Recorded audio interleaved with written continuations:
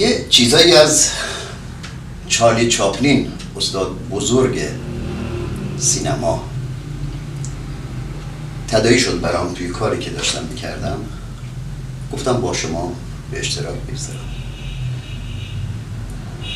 اون آدم ثروتمندی نبود زمانی که به شهرت رسید، بعداً به ثروت رسید. این آدم میگفت با پول میشه ساعت خرید، ولی زمان نمیشه خرید.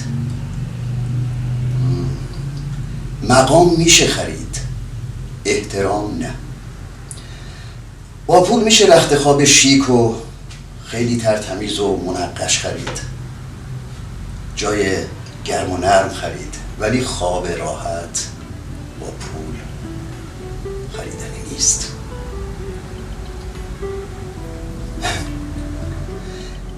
قلبو میشه خرید، اما عشق خریدنی نیست.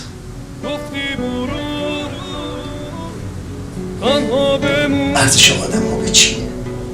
با غصه ها هم را بمون دیگه نمیتونم